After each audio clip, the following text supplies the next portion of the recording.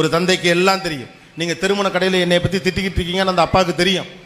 தந்தைகள் இதை பற்றி கவலைப்பட்டதே கிடையாது. அம்மாக்களை போல அப்பாக்கள் தங்களுடைய தியாகங்களை அவர்களிடம் சொன்னதே கிடையாது. This is a age. நீங்கள் அப்பாவெல்லாம் எதிரின்னு நினைக்கக்கூடிய காலகட்டம் இதுதான். அதனால அப்பா மேலே அவ்வளோ கோவம் வரும். அப்பா அப்படியே இவன் திட்ட ஆரம்பிச்சானா அவனு திட்டம், எங்கள் அப்பா அப்படி தான், உங்கள் அப்பா அப்படி தானே அப்படிம்பார். ஒரு ஆண் பிள்ளைக்கு 100 ரூபாய் காசு தரதுக்கு ஒரு தந்தை யோசிப்பதன் பின்னால் தன் குடும்பத்தை பற்றி இவர் நினைக்கிறார் என்பது உங்களுக்கு தெரியவே தெரியாது. அம்மாக்கள் அதை சொல்ல மாட்டாங்க. நாளைக்கு பின்னைக்கு என்னுடைய மனைவி, என்னுடைய பிள்ளைகளை, என்னுடைய உறவுகளை, இந்த சமூகத்தை காப்பாற்ற பொறுப்புள்ளவன் அவன் தான். ஒரு 100 ரூபாய் காசு ஈஸியாக வருதுன்னு அவன் நினச்சிட்டானா பணத்தின் மீது அவனுக்கு மரியாதை போயிடும். பணத்தை டிஸ்பிளே பண்ணிட்டு அவன் கெட்டு போயிடுவான். இந்த குடும்பம் அழிஞ்சு போகுன்னு பயப்படுறார். அதனால அவர் தந்தை 100 ரூபாய் காசு பாக்கெட்டில் இருந்து கூட நாளைக்கு தாரேன் 2 நாள் கழிச்சு கொடுக்குறான். நீங்கள் திட்டுவீங்கலாம் அவருக்கு தெரியும். என் பிள்ளை என்னை எதிரியாக நினைச்சாலும் பரவாயில்ல, எதிரியாக நினச்சி எதிர்காலத்தில் என்னை காப்பாற்றாட்டியும் பரவாயில்ல, என்னை திருமண டீ கடையில் உட்காந்து திட்டினாலும் பரவாயில்ல, என் பிள்ளை நல்லா இருந்தால் மட்டும் போதுன்னு நினைக்கிற அற்புதமான மனசு அப்பாவின் மனசு. ஆனால் அது யாரும் என்டாஸ் பண்ணதே கிடையாது. லைஃப்பில் நிறைய விஷயம் நீங்களாம் வளர்ந்து ஆளாகி பெரிய பிள்ளையாய் நீங்கள் அந்த பதவிக்கு வர போட்டு தான் தெரியும். பாஸ் இப்படி பேசுறீங்களா பாஸ், ஆனால் என் தங்கச்சி கேட்டால் உடனே எங்கள் அப்பா காசு கொடுப்பார் பாஸ், கொடுப்பாரு தான். அப்பாக்கள் பெண் பிள்ளைகளை வச்சு கொஞ்சுவாங்க தான். அம்மாக்கள் அந்த உண்மையும் சொல்லி தொலையலாம், சொல்லவும் மாட்டீங்க. நாளைக்கு கல்யாணம் பண்ணி இன்னொரு இடத்துக்கு போகிற பிள்ளை போகிற இடத்துல எப்படி இருப்பாலோ தெரியாது. இருக்க வரைக்கும் என் மகளை நான் ராசாத்தி மாதிரி வச்சுக்கிறேன் அப்படின்னு ஒரு அப்பா நினைக்கிறான். இதில் என்ன தப்பு இருக்குது? இந்த உண்மையை அம்மாக்கள் சொல்லிட்டீங்கன்னா அதனால தான் அப்பா அப்படி பண்ணுறாரு விடுங்கடா அப்படின்னா முடிஞ்சு போச்சு. அப்பாவுக்கும் அப்பாக்கள்கிட்ட நேராக போய் பேசுவாங்க பிள்ளைங்க.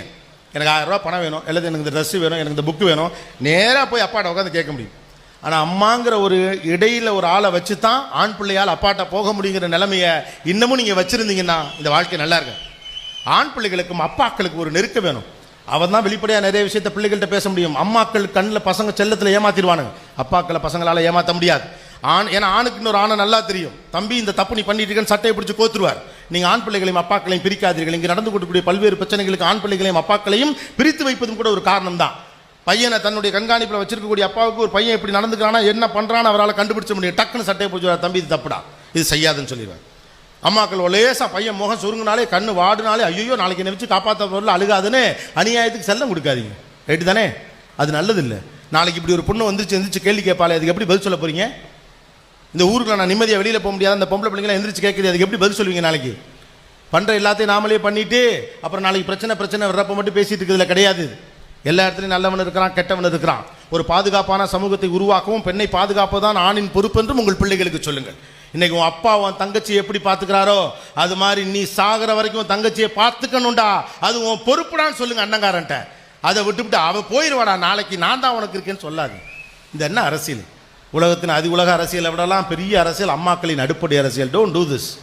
இது ஏதோ சின்ன வேலையை நினச்சிட்டு இருக்கீங்க. இது வேற ஒரு மனநிலை உருவாக்குது. வீட்டுக்குள்ளே இருக்கக்கூடிய ஒரு பெண் பிள்ளையை பாதுகாக்க வேண்டிய பொறுப்பு எனக்குன்னு ஒரு அண்ணனுக்கு தோணணும். அந்த எண்ணம் வர்றப்போ தான் அந்த பிள்ளையை